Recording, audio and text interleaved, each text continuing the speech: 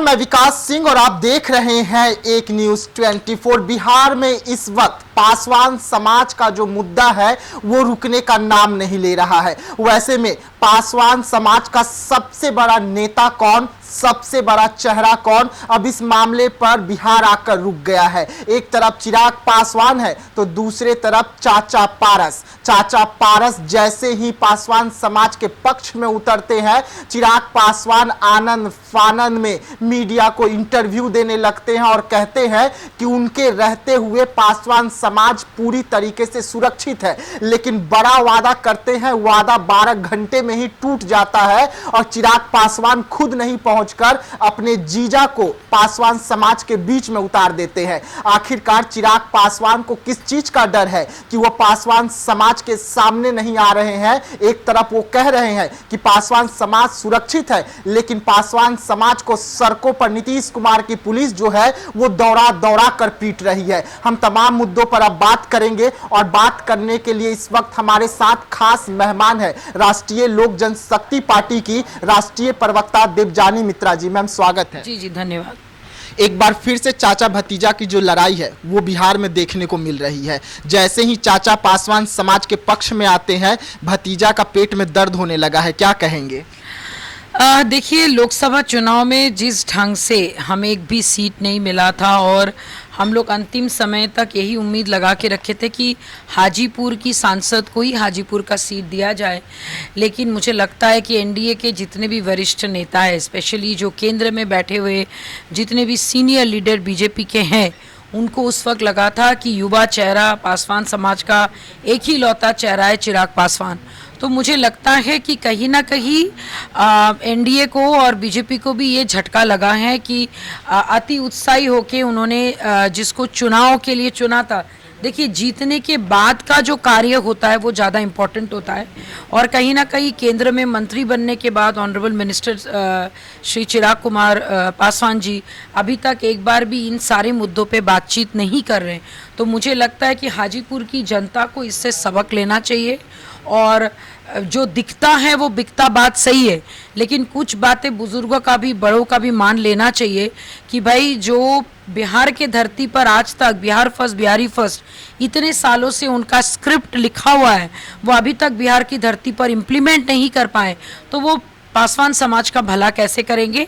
ये तो स्वर्गीय श्री रामविलास पासवान जी के समय से हमारे पूर्व के केंद्र के मंत्री श्री पशुपति कुमार पारस जी हमेशा से हाजीपुर की जनता के लिए, पासवान समाज के लिए, बाकी समाज के लिए हमेशा वो खड़े रहे और इसीलिए उनके बारे में सोच के ही अभी उन्होंने कुछ दिन पहले जो बयान दिया है कि पुरानी नीति अपनाई जाए। और क्योंकि अभी एनडीए का सरकार है तो सबका सुनना एक कानून के तरफ आता है और नीतीश कुमार जी का योगदान, हमारे ऑनरेबल सीएम ऑफ बिहार का योगदान हम लोग कभी नहीं भूल सकते ऑनरेबल पीएम को तीसरी बार प्रधानमंत्री बनाने में। तो मुझे लगता है कि कोई ऐसा बीच का रास्ता निकाला जाए जिसमें सबका साथ, सबका विकास, सबका विश्वास के साथ हो। और मुझे लगता है कि चिराग जी का चेहरा, उनका असली मुखौटा लोगों के सामने आ गया है और इसी संदर्भ में मैं चाहूँगी कि हाजीपुर की जनता हो या बिहार के जितने भी पासवान समाज के लोग हो, उनको बहुत अच्छा से पता चल गया होगा कि शेर कितना भी बुरा हो जाए वो शेर ही रहता है। 2 कदम पीछे चल के बड़ा छलांग मारने को भी शेर का ही काम कहते हैं। बहुत लोगों ने कहा था कि पार्टी खत्म हो गई, बहुत लोगों ने कहा था कि ये हम लोग नहीं कर पाएंगे, लेकिन देखिए धीरे धीरे सच्चाई सामने आ रही है और मुझे लगता है कि पासवान समाज को बिल्कुल घबराने की ज़रूरत नहीं है। जब तक पूर्व के केंद्र के मंत्री श्री पशुपति कुमार पारस जी हैं, मुझे नहीं लगता है कि पासवान समाज का कोई भी बाल बांका कर सकता है। लेकिन चिराग पासवान, पशुपति पारस जी जब सामने आते हैं उसके बाद आते हैं, क्या डर सता रहा है चिराग पासवान को कि कहीं पशुपति पारस जी फिर से एक बार विश्वास न कायम कर ले पासवान समाज में, जो बड़ी मुश्किल से चिराग पासवान तोड़े हैं? देखिए, आपका सवाल में ही आपका जवाब है। जब उन्होंने विश्वास तोड़ा तो मुझे लगता है कि पासवान समाज को प्रत्यक्ष को प्रमाण की ज़रूरत नहीं है और इस वक्त उनके साथ अगर कोई खड़े है तो वो श्री पशुपति कुमार पारस जी खड़े हैं।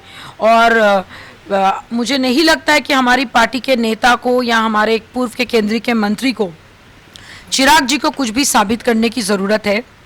जब वो सीट जीते थे हम लोगों ने उनको कॉन्ग्रेचुलेट किया था, जब वो केंद्र के मंत्री बने थे हम लोगों ने उनको कॉन्ग्रेचुलेट किया था, जब वो फूड प्रोसेसिंग मिनिस्टर बने थे हम लोगों ने उनको कॉन्ग्रेचुलेट किया था, जब वो ये दावा किए थे कि भाई पार्टी ऑफिस उनका है, तभी भी मैंने कहा था कि बहुत अच्छी बात है, आपको मिल गया, अब वहाँ पे आराम से बैठ के आप बिहार फर्स्ट बिहारी फर्स्ट की नीति अपनाएं। मेरा फिर वही सवाल है, 8 मंत्री पद के बाद भी अगर इस वक्त बिहार का भला नहीं कर पा रहे तो ये बहुत दुख की बात है। आप जबकि देख रहे हैं कि चारों ओर इंफ्रास्ट्रक्चर के लिए कितने सुंदर अच्छे बजट इस बार आपके बिहार के लिए सौगात लेके आया है, और मुझे लगता है कि इस वक्त अगर वो बिहार के लिए कुछ नहीं कर पाए, जो उनका बहुत बड़ा हमेशा वो बोलते आते हैं मैं बिहारी हूँ, बिहार के लिए सोचता हूँ, बिहार फर्स्ट बिहारी फर्स्ट, तो इस वक्त अगर वो बिहार फर्स्ट बिहारी फर्स्ट के तहत अपने समाज का कल्याण वो नहीं कर पाए तो मुझे लगता है कि जनता को बहुत अच्छा से पता है कि उनको जवाब में क्या देना है। एक तरफ चिराग पासवान कहते हैं कि वो रामविलास पासवान जी के बेटे हैं, शेर का बेटा है, शेर का बेटा कभी डरता नहीं है, लेकिन वही शेर का बेटा जब पासवान समाज सड़कों पर पिटाई खा रहा था और उसके हुंकार के आगे लापता नजर आ रहे हैं, अपने जीजा को आगे कर दिए, 12 घंटे में ही चिराग पासवान का वादा टूट गया। देखिए, उन्होंने अपने जीजा जी को आगे बढ़ाया कि कल किसी और को आगे बढ़ाएंगे, वो तो उनका स्ट्रैटेजी का पार्ट है। मैंने हमेशा से कहा था, मैं फिर कह रही हूँ, चिराग जी मोदी जी के नारे की वजह से 5 सीट जीत गए। विधानसभा चुनाव में वो किस रणनीति में वो आएंगे, और सबको पता है कि इस बार विधानसभा चुनाव में चिराग जी को बहुत कड़ी टक्कर देने के लिए हमारे पूर्व के केंद्र के मंत्री के अलावा भी और बहुत सारे लोग हैं जो सच में बिहार का भला चाहते हैं। और क्योंकि हम लोग 16-17 साल में, मैं बिहार में रह गई, मेरी कर्म भूमि बिहार है, फिर भी मुझे लगता है कि बिहार का अब अगर भला नहीं हो पाया तो मुझे लगता है कि कभी नहीं हो पाएगा। और इसी बार, इसलिए मैंने पहले भी अपील किया था, मैं फिर बोल रही हूँ, सोच समझ के विधानसभा चुनाव में वोट करें। और चिराग जी के बारे में क्या कहना, वो तो जनता बात कर ही रही है, आप सबके सामने सच्चाई आ गई है। अब उनको सोचना है कि भाई जिन लोगों के बदौलत उनको केंद्र में मंत्री मिला, उन लोगों को अगर इतना आसानी से वो भूल जाएंगे तो मुझे तो नहीं लगता है कि 5 साल कार्यनीति में बिहार के लिए कोई सपना उन्होंने देखा है। अगर वो बोल दे कि भाई आपके इतने अच्छे संबंध आपने हमारे ऑनरेबल क्या कहते सीएम के साथ आपने बनाया है, उसके बाद भी अगर आप बिहार के लिए कुछ अच्छा सौगात लेके नहीं आ पाए, दैट मीन्स आपका इंटेंशंस में कमी, आप चाहते ही नहीं कि बिहार फर्स्ट बिहारी फर्स्ट लागू हो, या फिर लोग यहाँ से आगे जाके अलग अलग जगह अलग अलग क्षेत्र में वो जाएं। अगर हम चिराग पासवान की बात करें तो चिराग पासवान 24 घंटे में 2 बड़े कदम उठाते हैं। सबसे पहले संजय पासवान को भेजते हैं पासवान समाज से मिलने के लिए, उसके बाद अपने जीजा को आगे करते हैं मिलने के लिए, लेकिन फिर भी पासवान समाज कह रही कि हमें अब भरोसा नहीं बचा, हम कल पशुपति पारस जी से मिलेंगे और उन्हें लिखित में देंगे क्योंकि उन्होंने हमें आश्वासन दिया है। तो इतनी दूरियाँ चिराग पासवान और पासवान समाज में कैसे आ गई? देखिए, दूरियाँ पहले से ही थी। आप देखिए, जनता बड़े भोले हैं, हम लोग हमेशा से कहते हैं जनता बहुत सीधे हैं, बहुत भोले हैं। इन लोगों को विश्वास हो गया था युवा बिहारी इतना जिसको कहते हैं कि जन समूह मैंने उस वक्त तो ये कहा गया था कि भाई जनाधार जो है वो चिराग जी के साथ है, आज वही जनाधार उनके खिलाफ है। तो जनाधार किसी के बहकावे में नहीं आता है, वो लोग देखते हैं कि काम हो रहा है कि नहीं, कार्य जो बोला गया वो हो रहा है कि नहीं। तो कहीं ना कहीं मुझे लगता है कि ये चिराग जी की रणनीति का ही पार्ट है कि जानबूझ के वो पासवान समाज से मिल नहीं रहे। अरे प्रेस में कोई बात बोल देना और एक पर्सनली लोगों से जैसे वो जाके पहले मिलते थे चुनाव से पहले, और चुनाव जीतने के बाद किसी का दुख दर्द से उनका कुछ मतलब ही नहीं है। इससे यही लगता है कि यही उनका असली छवि है। आपको केंद्र में मंत्री बनना था, आपने 5 सीटों पे आपने मोदी जी के नाम पे आप जीते, बस उतना ही तक आपका सीमा था। उसके बाद बिहार को लेके, बिहारियों को लेके, अपने जाति को लेके, लोगों को लेके उनका, मुझे नहीं लगता है कि उनका एजेंडा का कभी पार्ट था ही। तो इसमें इतना शौक होने की ज़रूरत नहीं है। एटलीस्ट जनता को ये सच्चाई जल्दी पता चल गया, इसके लिए हम लोग उनके शुक्रगुजार हैं।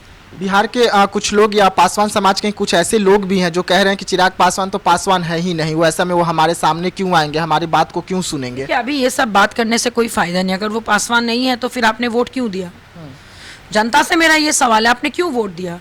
आप लोग नहीं देते वोट, आप लोग नोटा का बटन ये करते दबाते, आप लोगों ने उस वक्त इतना आप लोगों ने हमारे ऑनरेबल पूर्व के केंद्र के मंत्री पशुपति कुमार पारस जी के साथ 1-2 क्या कहते मेरे को, साथ में 1-2 और भी क्या कहते प्रवक्ताओं को आपने इतना कुछ गाली गलौज सुनाया। उस वक्त भी हम लोग बोलते थे कि बहुत जल्द मुखौटा खुलेगा, और आज वो दिन आ गया। तो ये जनता को इस चीज़ से सबक लेना चाहिए कि जो माने हर सुंदर चेहरा का ज़रूरी नहीं कि वो अंदर सुंदर हो, और हर इंसान जो बुरा हो गया वो उनका कार्यकाल खत्म हो गया, ये सोचना भी गलत है। चाचा का दिल बहुत बड़ा है, भले ही पासवान समाज के लोगों ने उन्हें गाली दिया, सब कुछ किया, लेकिन आज चाचा पासवान समाज के साथ खड़े हैं और पासवान समाज भी अब सब कुछ समझ गया और कल मुलाकात होने वाली है। कैसे देख रहे हैं? देखिए, सबसे बड़ी बात मैंने शुरू से कहा था, मैं फिर कह रही हूँ, जो मंत्री जी से, पूर्व के केंद्र के मंत्री श्री पशुपति कुमार पारस जी से मिल लेंगे, मैं आपको बता रही हूँ वो बहुत ही सुलझे हुए सज्जन इंसान है। स्कूल के टीचर की पढ़ाई करके अपने बड़े भाई के कहने पर उन्होंने राजनीति में कदम रखा। जिस गरीबी का चेहरा देख के तीनों भाई ने अपने अपने क्षेत्र में बड़े काम किए, अपने समाज के लिए काम किया। मुझे लगता है कि इस पीढ़ी को भी सीखना चाहिए। मैंने कहा था कि चिराग जी एक केस स्टडी है, तो अगर केस स्टडी का नतीजा ये है कि अपने मतलब के लिए जनता का इस्तेमाल करना ही अगर काम है, तो ये बहुत दुख की बात है। ऐसा युवा बिहारी हमें बिहार को नहीं चाहिए।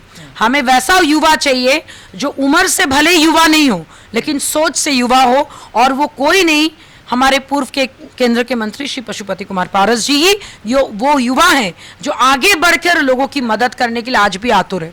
आखिरी सवाल रहेगा मैम, इस स्थिति में जो इस वक्त बिहार में सब कुछ देखने को मिल रही है, यही एनडीए की सरकार जब सरकार में नहीं थी, विपक्ष में थी या महागठबंधन की सरकार चल रही थी, जब भी लाठी चार्ज होता था तो खुद सम्राट चौधरी छाती पीटते थे सड़क पर बैठकर। लेकिन आज सम्राट चौधरी और नीतीश कुमार की ही पुलिस जो है 5 दिनों के अंदर 4 बार लाठियां भाजी है पटना के सड़कों पर। देखिए, सबसे बड़ी बात है इस वक्त जो सिचुएशन बिहार में है, चाहे वो औरंगाबाद में आपके बच्चों का जो आपका दुष्कर्म हुआ, या फिर आपका नदी में जो बच्चे को धक्का मार के फेंक दिया गया, उसके भी जांच चल रही है।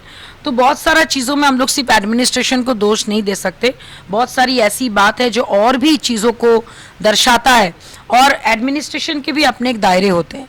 वो हमारे आपके जैसे आम चलते हुए लोगों के क्या कहते हैं रक्षा के लिए हैं।